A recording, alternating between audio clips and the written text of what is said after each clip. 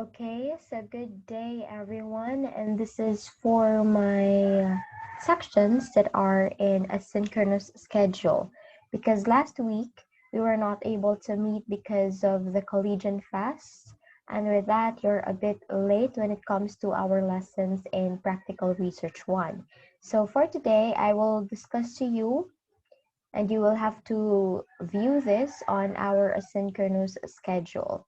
So I will be discussing ethical standards in writing related literature and research. So I will not be turning on my camera because I am using a different laptop to record this video.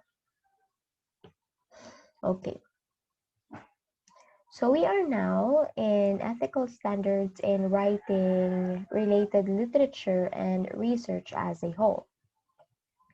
So our goal today, we only have three. Number one is to discuss the ethical standards in writing related literature. Second, discuss the ethical considerations in research.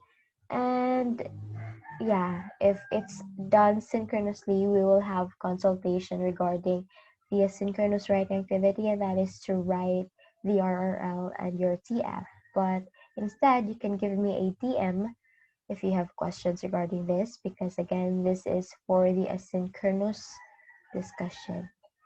Okay, so question is, do you know some unethical practice related to research or unethical practices? Maybe you have something in mind. So we have to define first, what does it mean when we say ethics? So when we say ethics, it refers to norms for conduct that distinguish between acceptable and unacceptable behavior.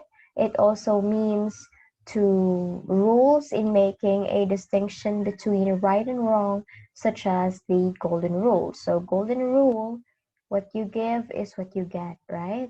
So that is according to Practical Research 1 for Senior High School, Prieto et al., page 102. So the key takeaway in ethics is that you have to know what is acceptable and what is not acceptable. Okay? And it also needs to distinguish right from wrong. That is ethics. That's why we are learning this. So why is there a need for ethics? Number one, norm promotes the aims of research such as knowledge, truth, and avoidance of error. So what does it mean first when we say norm or norms in plural?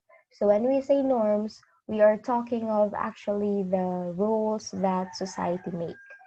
Okay, so these are the norms. So one reason is that when we do research, we have to gain knowledge, of course, we gain truth, and we avoid error.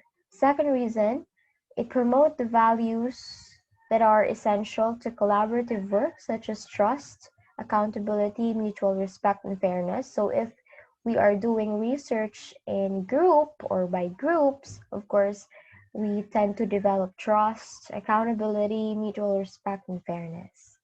Then third, norms ensure that researchers can be held accountable to the public. Of course, we have to stand firm with the information that we put into writing.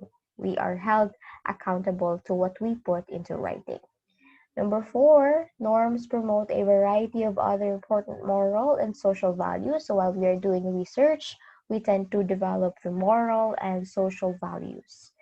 Number five, norms help to build public support for research. Yes, why public support? Because we might get some funds regarding with our research through putting it out to the public. Okay, we tend to have sponsors because of public support. Okay, so those are the 5 reasons as to why we are learning ethics. So we have actually 3 definition of terms that would be linked to ethical standards or ethical considerations. So number 1 term is ethical relativism. So it says here that it refers to the view that values are relative in the sense that a person feels his or her value is better than any other person's value. So when we say ethical relativism, it is concerning with your value as a person compared to the other. And when we say ethical principles, the term refers to values that are translated into rules or standard of conduct. So when we say principles, we are talking of the rules or standard of conduct. And then we have the ethical dilemma. So it entails a situation where there is a felt conflict between values or principles and a choice of action needs to be decided.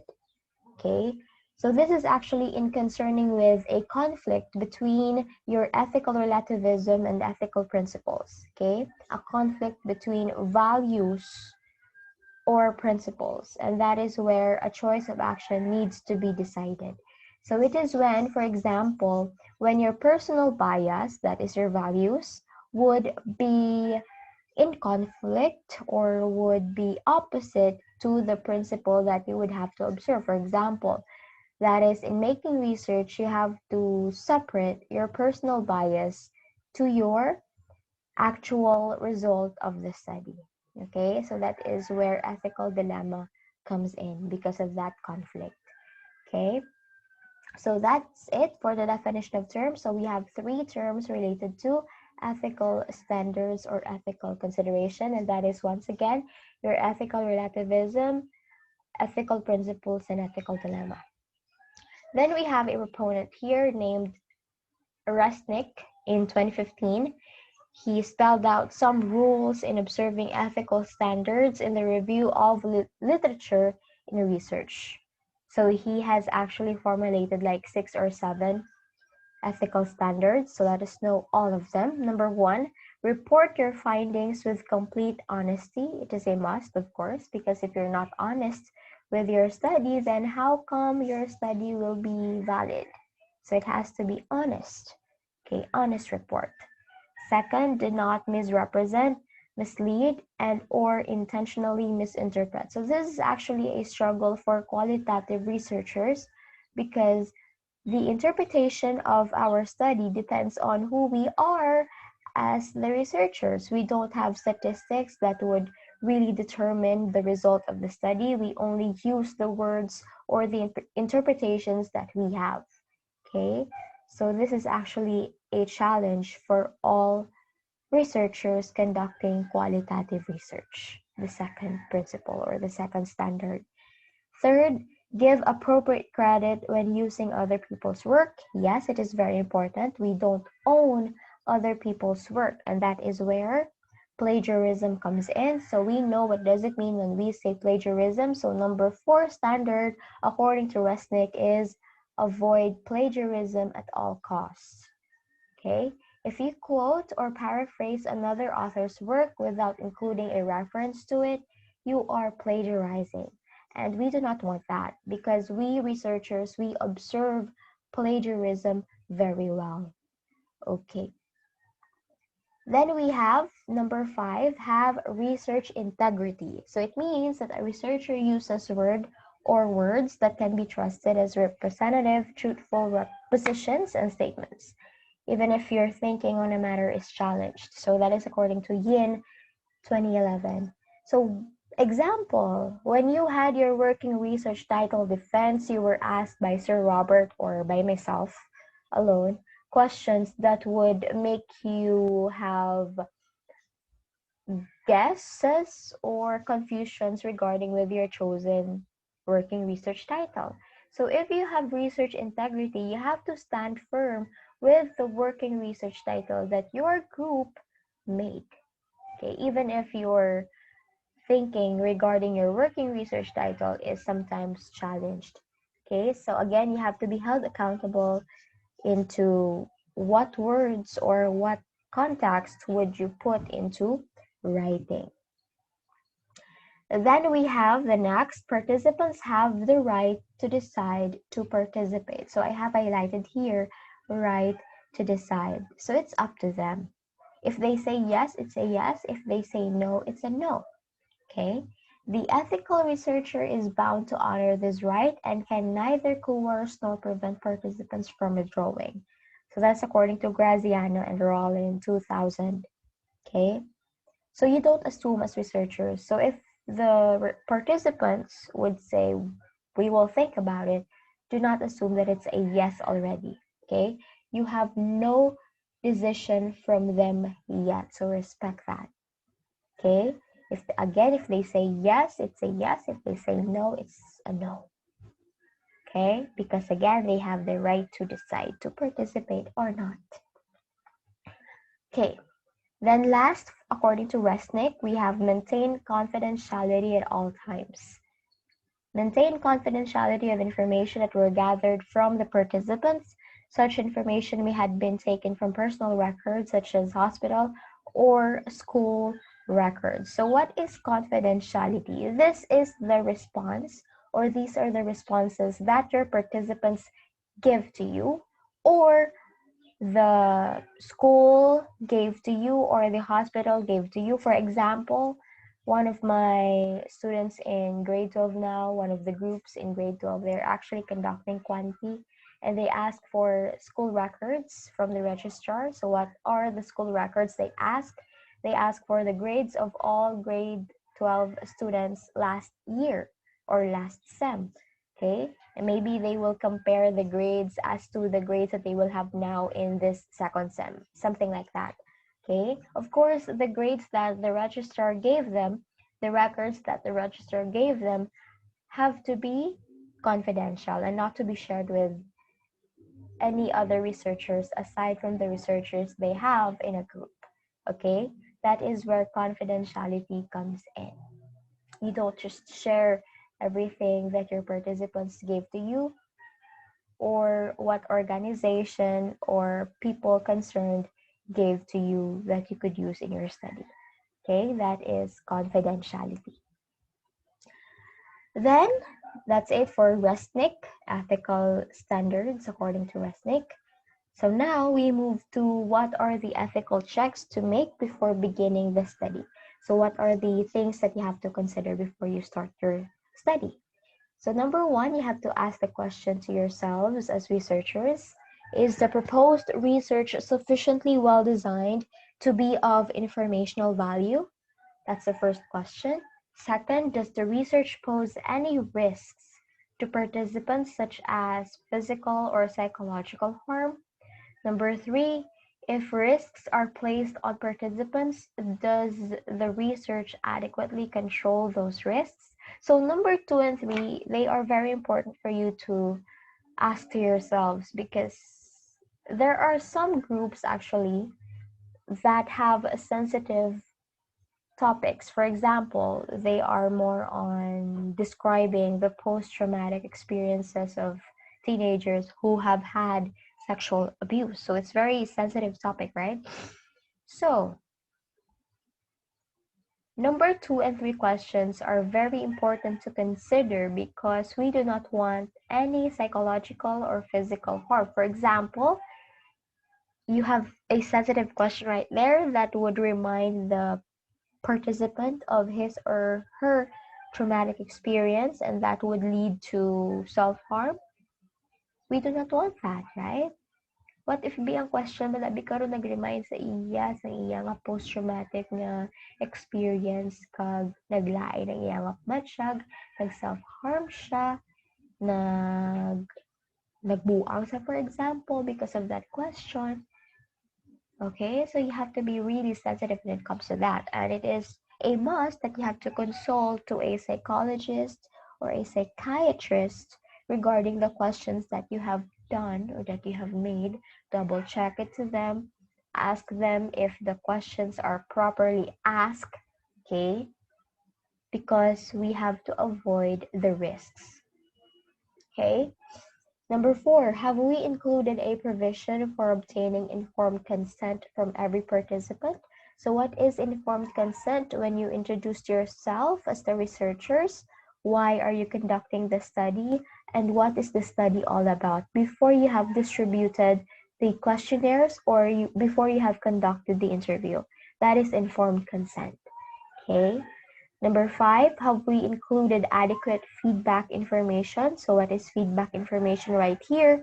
It's when on the course of your, well, let's say for example, data collection, while you're having, for example, while your respondents are answering the questionnaire or the interviews, when they have follow-up questions or questions that would enlighten their confusion somehow, you have to be there to answer them. Okay, so if they ask questions, what is this all about? Churva churva, then you have to answer them. Okay, and not just when we had our face-to-face classes. Well, the students just let the respondents answer in the library. And where are the researchers? They are in the canteen eating. They said, "Bayla da anay aga-answer pa man nanda sila kaunta anay sa canteen." We don't want that, okay? Because your respondents have follow-up questions sometimes, or they have confusion, so they have to ask questions, and you have to be present at the moment, okay? And not go to canteen and eat. Okay. Number 6, do we accept full responsibility for the ethical and safe treatment for all participants? Okay. So these are the questions that you have to ask yourselves as the researchers before you head out and print your questionnaires or go and have your interview. Okay. Then we have ethical considerations in research as a whole. Okay. So what are the things that you have to do? Okay, so that is according to Bryman and Bell. They have formulated 10 considerations, and that was in year 2007. So number 1, research participants should not be subjected to harm in any ways whatsoever. Again, you have to be sensitive with your research questions. Number 2, respect for the dignity of research participants should be prioritized. Yes, so if they don't want to answer certain questions, then leave them be. Number 3, full consent should be obtained from the participants prior to the study, and not just because you told them that they have to participate. Okay, again, your participants have the right to decide. Number 4, the protection of the privacy of research participants has to be ensured. So what is privacy? This is concerning with your participants' personal information like their names, age, gender, and such. Okay, that is privacy.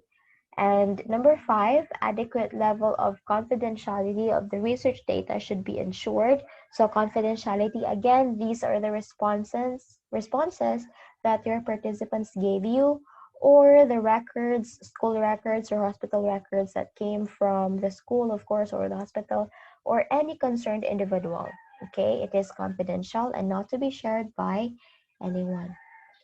And number 6, anonymity of individuals and organizations participating in the research has to be ensured.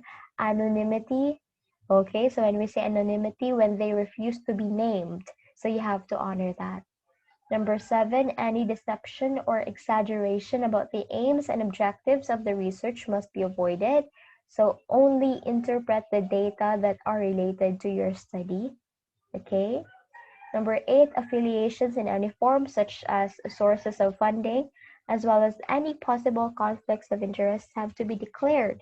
Okay, so you have to reveal to us who are the sponsors of your study. Okay, it's very important. Number 9, any type of communication in relation to the research should be done with honesty and transparency. So you have to be honest and transparent. Okay, aside from, of course, privacy and confidentiality of your respondents. Then lastly, any type of misleading information as well as representation of primary data findings in a biased way must be avoided. So you have to separate your personal biases as a researchers to the actual result of the study you have conducted. Okay, so that's the ethical considerations according to Bryman and Bell in research as a whole. So if you have questions, you can ask me through DM on Microsoft Teams or Messenger. So that's the end of the recorded discussion actually for this lesson, ethical considerations. Okay. So thank you so much for listening. Have a great Holy Week. Bye.